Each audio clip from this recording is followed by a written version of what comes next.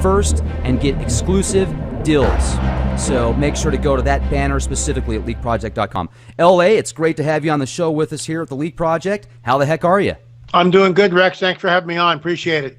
Absolutely. It's great to speak with you. We've talked several times before, and you always bring so much to the table. I really like to pick your brain, man. It's absolutely fantastic. So, with so much going on in the world right now, it certainly seems like we're living in the times that were talked about in Revelation. And with all of the stuff that you're uncovering with this research on the Nephilim, let's dive into that. There's a lot of people that I've talked to before that aren't very well versed in what the Nephilim actually are. So for the people that aren't up to date with that, let's get into that a little bit, and then we'll get into some more detailed stuff. Sure. Well, I mean, I realize it's a very controversial subject, and it's a controversial passage, but really it shouldn't be. It's just that in the ancient world, thousands of years ago, I think rabbis and the Jewish people, before Jesus came, knew exactly what it was talking about. We have the Jewish historian Josephus, which talks about the Nephilim. There are extra biblical books, which are non-canonical, which talk about the Nephilim. One in particular, of course, the Book of Enoch. So the bottom line is this. When we go to Genesis 3 and we read the narrative there's a statement by the Most High God, which he's addressing Adam and Eve and the serpent. And this is obviously after the fall. And that's a 3-hour discussion because it's a very poignant and pithy statement. Not only that, the weight of that statement sets up, in my opinion, the rest of the biblical prophetic narrative. Everything pivots from this next statement. And I believe it's the pre-incarnate Jesus who is there. And he says this, your seed, talking of the serpent, will be at enmity, at war, striving with the seed of the woman. And here comes the first prophetic passage in our Bibles, in my opinion. He, Messiah, capital H, he will crush your head. You will bruise his heel. Now, the seed of the woman becomes Messiah thousands of years later. Okay, everybody understands that. But what many people won't look at and won't even go down because it can't possibly happen. Oh my gosh. What is the seed of the serpent? When we go over 3 chapters to Genesis 6, we read, the sons of God saw the daughters of men, and they lusted after them. I'm paraphrasing. And they took wives from whomever they wished. And they went into them in the biblical sense. And the progeny, the offspring of this unholy union was in fact the Nephilim. The sons of God, B'nai Ha-Elohim, always refers to the angels. And we see that in the book of Job, which has the same verb things written in the book of Jasher. So it's pointing the reader to go and look these stories up in the book of Jasher. That's what it's talking about. So we know from Josephus that the bones of the Nephilim, which had countenances so large, and they were completely different from normal mortal men, were openly on display at the time of his writing. It's 2,000 years ago.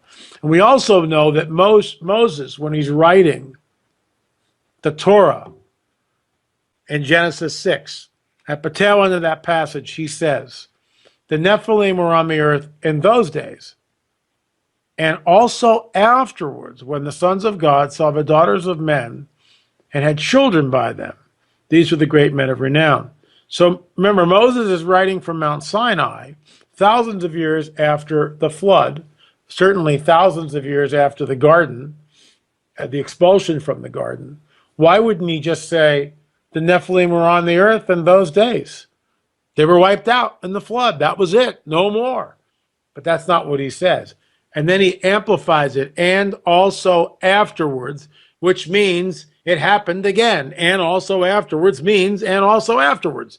We can want to tap dance around that all we want, but that's what it means. And then he amplifies it and says, when the sons of God saw the daughters of men and went into them in the biblical sense, took wives and went into them and had children by them, these were the Nephilim, the great men of renown. And we see it with the 5 kings in Abraham. I think Sodom and Gomorrah was completely tainted with fallen angelic nonsense. I don't know to what degree, but it was destroyed except for Lot, who was not tainted with some kind of Nephilim blood. There's a scholar, or I should say, there's a lecturer, a guy that's written a couple of books, and he's trying to tell people that somehow Ham's wife was a Nephilim and got on the ark. There's also some Jewish stories that talks about Og, who somehow clinged to the ark. Look, in my opinion, these stories, while colorful, impugns the character of God, because God, in the Most High God, says in two places in Genesis 6, and I think the second place is in 7, but I might be wrong. He says, Noah, you, your wife, your sons, and your sons' wives. That, in my opinion, is a vetting process, because he says it twice, and he's calling it out. Noah, you, your wife, your sons, and your sons' wives. If Ham's wife is a Nephilim, or anybody else that gets on that ark, then somehow that impugns the character of God, because God's wiping out the entire earth. I'm going to leave one Nephilim on board just for the heck of it. It's nonsense. The other thing is, a Nephilim, in my opinion, is in a fixed state. They hate people. They hate human beings. So the idea that Ham's wife was a Nephilim, in my opinion, falls short in so many ways, and just it collapses of its own weight. And again, this researcher, I know this guy. He's a great guy. I like him. He's a friend. But I think he's completely way out on this, and so do other people, which is why other people, prophetic voices, have distanced themselves from this man. And he refuses. He just invented this. No one else has ever said this. It's his little bailiwick, and fine, so believe what you want to believe, but it causes great confusion. And the reason why I've separated myself and talk about it so vociferously causes great confusion, and it impugns the character of a just, holy, righteous God, who somehow, even though after calling out, Noah, you, your wife, your sons, and your sons' wives, allows a Nephilim to go on board. That's a trickster. That's nonsense. That's craziness, in my opinion. So the Nephilim come back. The seed of the serpent will be at enmity with the seed of the woman. We read in 2 Thessalonians, the son of perdition. Do we really think that the Antichrist, the one instead of Messiah, the one who comes, another will come in his name, right? That's what it says. Another will come in his name. Do we really think that the seed of the serpent has not stopped manifesting through the thousands and thousands of years? In my opinion, it has not. He's constantly trying to create man in his own image, and the Antichrist, in my opinion, will be the literal seed of the serpent. Well, now, if you get into the seed of the serpent and what the Nephilim actually looked like, I know that you've pulled some really cool bones and skeletal remains of what looks like cone heads, elongated skulls, and I've seen two types of elongated skulls. I've seen the ones that look like they were done by people using some type of, I don't know what, straps or something to actually create it over years and years and years. And then there's others that look like they're naturally that way. So it would make me think that people that saw those that had these skulls, maybe, or these certain body types, they looked at them as gods, and then therefore they wanted to mimic them. I don't know. Those are just things that are coming through my mind. So, yeah, I mean, I think that's what's going on here. Some of this is going to be released in Watchers 10 and the new book Nephilim Hybrids. I mean, it's the information is going to be released. I can't really talk too much about it now, but hopefully you'll have me back when the book and the DVD are released. People need to get this stuff and see it. We have been lied to. This information has been deliberately obfuscated. And I'm not making that up. I mean, deliberately obfuscated by the powers that be. And there's a reason for it, because it goes against, it flies in the face of the Darwinian paradigm. It points back to the biblical narrative and the supernatural, and it points back to the veracity of the biblical narrative. And the Darwinists and the neo-Darwinists don't like that. Yeah, and when you look at some of the supernatural stuff, how did they get here? And when did they leave? I mean, were they all? They weren't obviously all taken out, right? I mean, because when you read some of the Old Testament stuff, it talks about how God told, I think, Abraham to kill every man, woman, and child of certain bloodlines. And I've asked people why before, and they've told me because that they were tainted or they were evil or Nephilim or hybrids. So is there some truth to that? Well, I mean, here's the deal. The reason why the mandate, and I've written about this extensively in my book, The Cosmic Chess Match, and sometimes that book is actually being taught at churches. People use it. Pastors will use the Cosmic Chess Match midweek Bible study, which is a real honor for me. I mean, I can't even believe that, but that's what's going on. And the reason for this is the mandate comes out from a loving, holy God of the Bible to wipe every man, woman, child, animal, burn everything. That mandate is given to Joshua and Caleb. Richard Dawkins uses this in his lectures to point to the fact that the God of the Old Testament is a genocidal, maniacal, capricious, warlike, crazy God. And that's what he uses. He uses those scriptures. And you can see he's incensed, and rightfully so. Because when we look at it that way, the God of the Bible does seem maniacal, does seem capricious, does seem genocidal, murderous. He does. Because he's telling Joshua and Caleb to wipe everybody out. This is why it's so important to understand who and what the Nephilim are and were, and the seed war, because that's what it's about. And the reason why the Nephilim tribes are in the Levant, the Holy Land, the Promised Land, the land of Canaan, is because the fallen cherub knows the plan. And he knows what's coming up.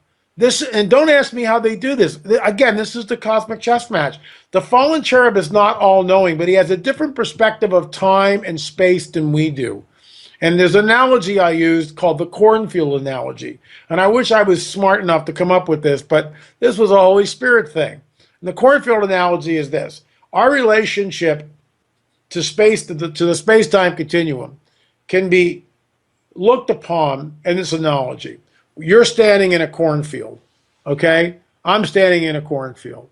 I can see the stalk of corn in front of me, the stalk of corn to the left, to the right, and behind me. That's it. That's my perspective. I have no idea. The corn's 8 feet tall. I have no idea what else is in that cornfield. That's what I see. And that's analogous to the way we go through the space-time continuum here. We see a little bit ahead. What I mean by that is, oh, I'm going to have dinner in an hour. Okay, but we're not really seeing ahead, are we? And we can't go back in the past. We're basically in the now. We're stuck in a river of time, which is moving, which is an illusion, but it is moving constantly forward. And we can't mess with that. We can't jump ahead. We can't hold it or make it go slower. We have no control over the time-space domain. However, the fallen cherub is in a different area of the universe than we are, a different domain, which I call the second heaven. The Bible calls it the second heaven. And in this domain, I believe he has a different perspective of time. For instance, when Satan calls Jesus up, takes him up on top of a mountain, and in an instant of time shows him all the kingdoms of the world. Now, is that literal, or is that just metaphor? The anti-supernaturalist, well, that's impossible. Well, it must be metaphor. No, it's not. It's literal. Because this is what the fallen cherub can do. He has a much greater perspective on time and space than we do. He can see further into the future than a human being. And that's analogous to someone coming up to that cornfield in a shiny red fire truck and rolling up that big extension ladder, climbing to the top of the extension ladder. That guy on top of that, Satan, can see you standing in the cornfield, and several other cornfields around you. That's a much greater perspective of the space-time continuum than we have. Okay? Much, much greater. However, the God of the Bible is in the space shuttle, and he's got a telescopic lens. Not only can he beam down and see the dime that I just dropped out of my pocket in the cornfield, but he can zoom back and see the cornfield, the cornfields that surround it, the state of Missouri, the U.S., and finally the entire globe. His perspective is all-knowing. So we've got three different views: our view, Satan's view, which is a created being, and the God of the Bible. And this is why Hasatan, Satan, can see and understand what's going on in the Promised Land, which is why he puts his troops, the Nephilim, there.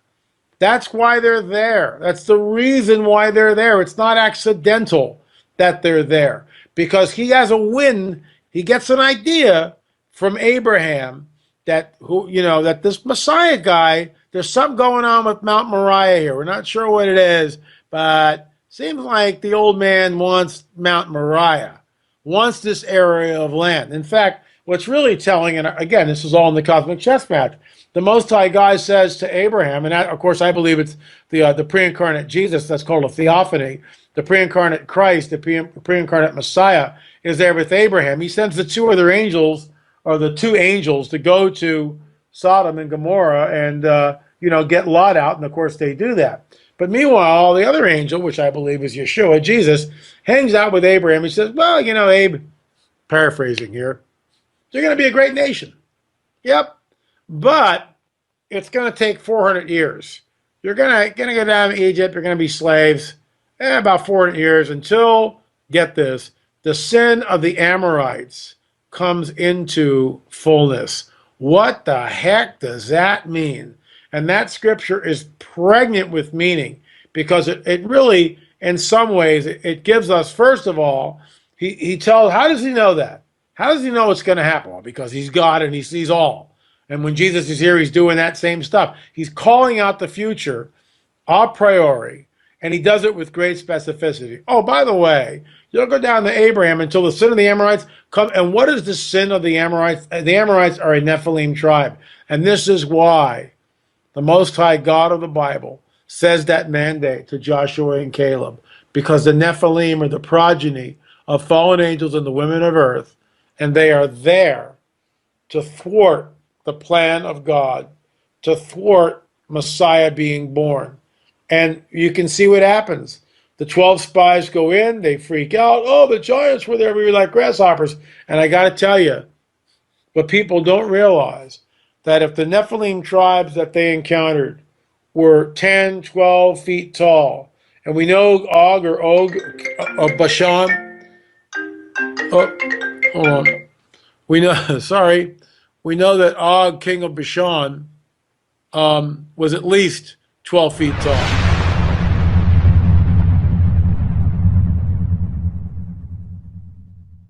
Feet tall. And do you have those remains? Is that what you guys know, or? Oh, God, are you kidding me? No, those are, well, let's put it this way. We know that Josephus had them, or had the remains of the Nephilim. We don't know whether it was Og or not, or Og. We have no idea. But the bones were openly on display. There is a possibility that the bones in the days of Josephus could have been Og, king of Bashan. That might be a stretch. The bottom line is no. Nobody's got any of this stuff. However, I was able to go to Catalina. And this is all in the work of On the Trail of a Nephilim, Volume 2. By the way, I was on the History Channel with this. And last season, it was their season finale. And what was really interesting, that I was allowed access to the archives on Catalina Island. And what I saw in those archives it was sanitized. Everything was in folders, manila envelopes, in museum boxes. Everything was completely reworked, all right? So I had access for 10 hours with the former curator, John Boragina. I discovered elongated skulls, six-fingered skeletons, and the one skeleton that we found showing Ralph Glidden, who was 5'8" in a recently excavated grave, showed a very, very large skeleton, which was just under 9 feet. Now that's real, and it was vetted by 3 different researchers. So I'm not making this stuff up, Rex. I'm not making it up. That's under 9 feet. And I got to tell you, there's a basketball player that I met when I was at Dallas, here the Watchman Conference. And by the way, I'll be a Prophecy Watchers Conference coming up. It's sold out, but just live streaming. You can go to my website, lamarzulli.net, and sign up for the live streaming. It's going to be incredible. But you can go there, lamarzulli.net, and sign up for the live streaming. All sorts of speakers are going to be there. Bill Salas, Tom Horn, Gary Stearman, Joseph Farr, just to name a few, Bill Kenning. It's going to be packed with some great speakers, and that's coming up July 17th and 18th. Colorado Springs, and live streaming is available. I'll also be here at the Watchman Conference in Knoxville in September. Big conferences, usually they sell out very quickly. And I know Prophecy Watchers Conference in Colorado is sold out. But there was a man that I met at the Dallas, here the Watchman Conference, former basketball player. And this guy was 7 feet tall, okay? I'm 6 feet tall. So it's only a foot difference. And you say to yourself, well, I mean, it's only a foot.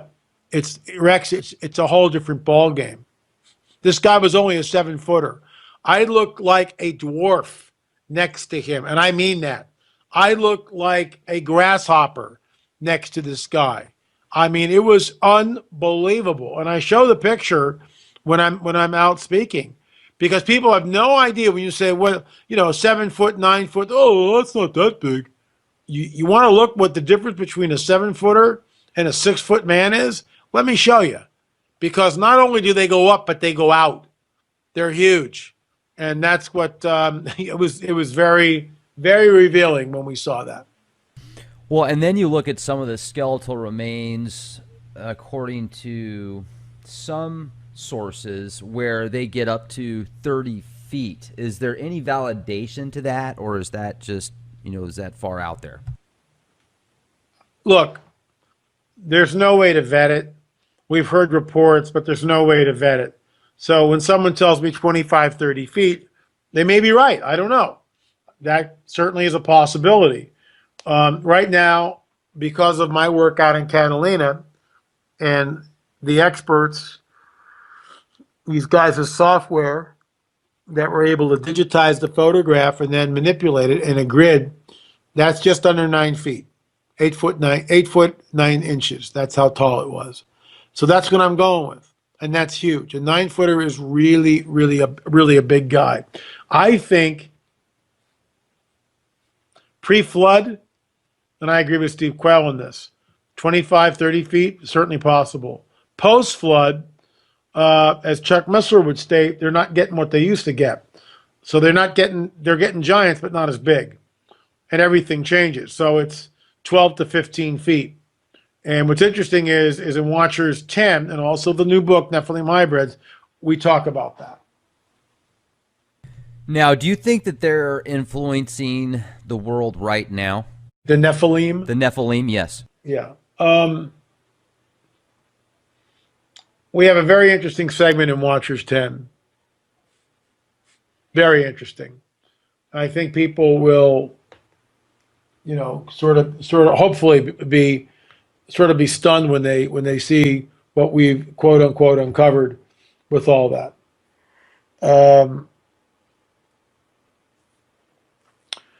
The fallen angels, I believe, are definitely manifesting. And even though they're way behind the scenes at this point, I think they're influencing certain aspects. The occult is in our face. When you look at Madonna or the Katy Perry halftime show, or even Coldplay this year with Beyonce, and the blatant, overt showing of Baphomet horns with the hand signs, Madonna in your face occult symbolism, Katy Perry riding in on a beast, it's the goddess Ishtar. And this is at the Super Bowl halftime. We are inundated with movies with occult themes. The occult is in our face. It's everywhere. And it begs the question, why? Why the fascination?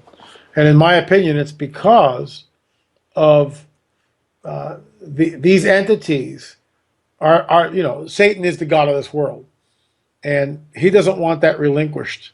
And I think we're getting to the window of time where things will really start to manifest. Well, they already are. We're already getting reports of people seeing and having encounters of some pretty bizarre things. So we'll see where it goes. Well, let's jump into that ceremony out there in Switzerland for the opening of the deepest rail tunnel. And there's this just bizarre ceremony at the Goddard Base Tunnel. And I actually watched that, and they had these worker bee type people, and then they did this mock sacrifice of 3 people that then turned into spirits, and the tunnel opened into the abyss, and it was like they were opening up this connection to the other side, what some people might consider the bowels of hell. There's a lot of speculation right now that the return of the 10th planet, or Planet 12, or Nibiru, Wormwood, there's so many names right now that you could put to it. And I used to be a lot more skeptical about Planet X than I am now. I'm still agnostic on the subject, but I've seen some not only good footage and pictures, but then to go even further, some of the stuff that I've actually seen personally on the channel about trolls that leave these weird comments and stuff, and you can tell they're not your typical couch potato troll that just wants to start a scene, but people that are actually very good with psychology and know how to cone people up and say certain things. So that's made me wonder more than just about anything. Plus the earth changes, so there's a talk of the return of Nibiru, also the return of Satan, or there's different names in other cultures. So do you think that there might be a connection there? Do the Nephilim possibly come from this Nibiru planet or Planet X, or do you think that all is just something way out of reach?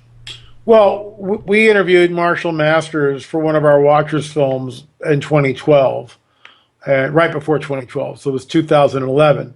And Marshall Masters is sort of the go-to guy for Planet X, or at least one of the go-to guys for Planet X. And Marshall's a nice guy. I mean, I consider him a friend, an acquaintance.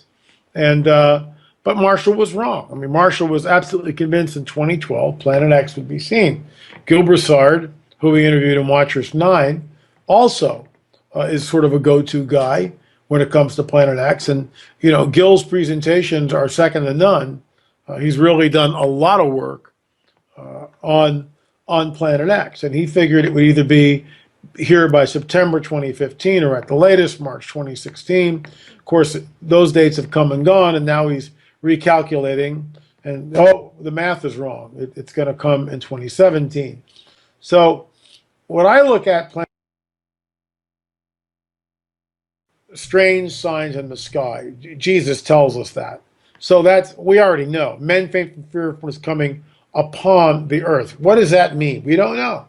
We have no idea. What do you mean? Something is coming, and it's going to be upon the earth. Is it a mile-wide mothership? Is it an asteroid? Is it a bolide? I mean, I don't know. I have no idea what it is, nor does anyone else. It's all speculation. But something is coming, and it's so powerful that men's hearts faint from fear. That's what it says. So, look, there's enough going on this planet without even bringing in Planet X. And that we filmed this with our Days of Chaos film, Watchers 9, Days of Chaos, my book of the same title, Days of Chaos. When we look at the wars and rumors of wars, we look at the crazy earthquakes, the bizarre weather patterns, the idea that the Fukushima reactor has melted down and the fuel rods have melted through the containment. So it's like, that's not going to work. Where are the fuel rods? Well, nobody knows. Isn't that interesting? No one knows where the fuel rods are. When we look at the fish and animal and bird die-off, which is exponential, look at the threat of a supervolcano, Yellowstone, or the Bardabunga in Iceland, just to name 2, which are game changers if they really decide to erupt. Lately, people are talking about the San Andreas Fault, very active. Seemingly, maybe the LA big one's going to. Well, let's hope not. Then we look at the tsunamis and the threat of tsunamis, which again, one tsunami, that 9.0 earthquake off the Fukushima prefecture in Japan, crippled the reactors. And now, 5 years later, they have lost, the Japanese government and TEPCO. I have no idea where the fuel rods are to reactor 4. They've gone through the containment shell. Are they burning their way to China? Are they already contaminated the Pacific? We don't know. Afghan war drags on for 15 years. 15 years. Isn't with that no, just with, insane? oh, it's with no one in sight, and there's a reason for it. The only reason why they can do it is because the media never reports on it. So the American people don't know what's going on over there. If the media started to do exposés of the amount of soldiers coming back from Afghanistan and Iraq that are committing suicide, heads would spin. It's Heads would spin. And isn't there just an enormous amount of depleted uranium that's been scattered throughout many parts of the Middle East? And I mean, it's just a complete toxic waste zone in many places out there that those effects could last forever. And not to mention, what's that going to do to the soldiers? And I mean, it's just terrible on both sides. It really is. And I thought to myself before, what would it be like for somebody that grows up on that side of the world that might, be completely peaceful, and then they go to some event and there's a drone strike and it blows up their family, and that would obviously cause a lifetime of anger, especially at birth. So it's just like one of those things that goes on forever. It's that perpetual war base. You came after my family, so I'm going to come after your family. And I wonder if the powers that be, obviously, they know that almost, right? So they create these terrorists and they get people as pissed off as possible to where they go after others. And I don't know. What is your thought on that? Maybe I'm just going too far with that. Well, I mean, it's, where do you want to start? Beginning of time, right? Yeah, I mean, you go back to the Romans, and I mean, the Middle East is just one. The whole area is just stained with the blood of innocents and battles upon armies and battles and corpses, and the death counts through the roof.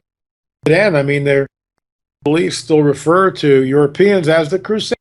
The Crusaders. I mean, that's like 1,000 years ago, for crying out loud. The Crusaders. So, look, atrocities on both sides. There's no doubt about it. And this is why Jesus says ethnicity against ethnicity, nation against nation, ethnicity against ethnicity. And that's exactly what we're seeing throughout the Middle East, which, in my opinion, points back to the veracity of the biblical prophetic narrative. And that's why it's so telling and so right on. And have you been able to keep track of the different revelation trumpets, etc., that are sounded, certain things happen? Can you say with proximity where we're at in Revelation? I don't think Revelation has started yet. I know that some people believe that. I'm not one of those. I don't believe we are even close to the book of Revelation. We are in what's called the birth pangs, the wars and rumors of wars, the famines, pestilence, earthquakes in diverse places, troublesome times. And these are what we've been talking about, this evening. And we addressed it in great detail in Watchers 9 in the book Days of Chaos. And we're not, the vile judgment, nothing's happened yet, in my opinion. These are the birth pangs. They lead up, they give birth to the tribulation. But I am of the firm belief that the church, those who believe in Jesus, are not part of the tribulation. We don't go through that. That's the great escape, and frankly, I can't wait for it. Okay. And, if we could jump back over to the Nephilim for a minute. Sure. Do they have higher IQs typically than the average person? And as far as some of the different abilities that some might look at as metaphysical or magical? Native American cultures call them the star people. And it's one of the legends says that they could read your mind and tell the future. It's like the mutants that we see in X-Men, the same type of thing. And people look at that and go, I want to be an X-Men. They were giants in Milan, according to Robert Mirabal, a past Pueblo Native American who I interviewed and is in On Betrayal of a Nephilim Volume 1. And Robert Mirabal heard it from his grandfather. They say they were giants in Milan. They came from the stars a long time ago. They could read your mind and tell the future. That's what his grandfather was told by his father or his grandfather, and back and back and back it goes. Yes, they have supernatural powers. No, I don't know to what extent and what the list is. I wish I did. But one thing is for certain, they had supernatural powers. And as you will see in Watchers 10, and also in the new book, Nephilim Hybrids, we believe that they may be here again. They may already be here, and we have evidence of that, which we'll show in Watchers 10. Do they have longer lifespans? That's a really good question. And here's, Rex, here's the problem with this. We don't know. Right. Is it possible that the Nephilim can live for thousands of years? Right? We don't know. When it says Og or Og, the last of the Rephaim, the last of the giants, well, the Nephilim, are only in that. Gotta love the iPhone here. Oh yeah. There are many Nephilim tribes in that area. The Nephilim, the Amorites, the Canaanites, the Zamzamims, the Emims. Okay, stop already. Jeez. Unbelievable. The Emims. I mean, there's a whole host of Nephilim tribes all through the Levant. But it says Og was the last of the Rephaim. The Rephaim are a Nephilim tribe, not certainly all of a Nephilim. And, Og or Og probably didn't make it. But, look, Goliath, in my opinion, Nephilim. Was he 9 feet? Was he 12 feet? I mean, people look at this and they don't understand the Nephilim and they try to dumb it down. Oh, he was exaggerating. He was really only 7 feet. But that's not what the Bible says. That's not what the Bible says. It's not what Josephus tells us.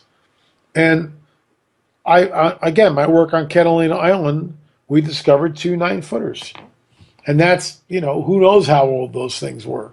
And what happened to the skeletons, for crying out loud, right? So it's very, very interesting. Now, another thing, too, that I've wondered, are there certain places that you find more of their remains, like skeletal remains? The fact that we found, or I discovered photos out on Catalina Island, I think is extremely telling. Extremely telling. But there's not like a place where you can go. We've got several archaeological sites which we're trying to, and one of the sites, in fact, we have been digging in, private property in Ohio. But, there's no one place you can go. When we go to Paracas, that's where we see the elongated skulls. And we believe, it's been my hypothesis that the Paracas people arrived there about 3,000 to 3,500 years ago. They did not originate in Paracas. They arrived there from another part of the world. And you'll see the results of that in Watchers 10 in the new book, Nephilim Hybrids. Do you think that they had a big impact, or actually maybe orchestrated the pyramids and many of these wonders of the world like Machu Picchu and stuff? Or well, yeah, there's two dynamics here. One, or 2 points to consider. One point is what happened before the flood. The other point is what happens after the flood. So there's pre-flood, what I would call fallen angel technology, Nephilim architecture, and then there's post-flood, fallen angel technology, Nephilim architecture. The pre-flood stuff is, in my opinion, Sacsayhuaman, the Great Pyramid of Egypt, and other places, Ollantaytambo. Post-flood, we're looking at Chichen Itza, the Great Circle in Mexico, the Great Circle Mountain in Ohio, Corral, which is in Peru, which is the oldest city in the Americas, north, central, and south. When we look at Teotihuacan in Mexico, just outside Mexico City, post-flood. But the knowledge that comes down to build these structures, and the manpower, it's like, wait a second, how are they doing this?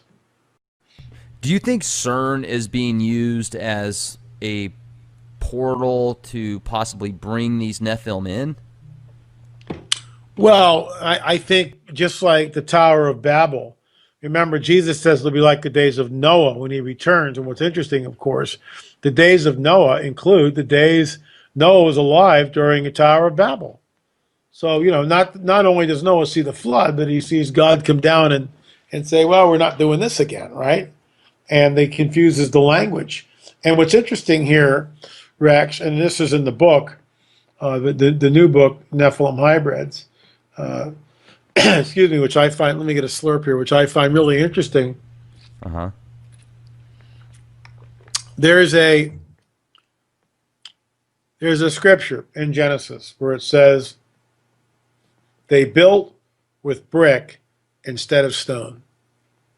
They built with brick instead of stone. Why does the Holy Spirit find that so important? And in my opinion, because they have lost the technology. They've lost the connection that they have with the fallen angels. Whatever, the gateway was shut.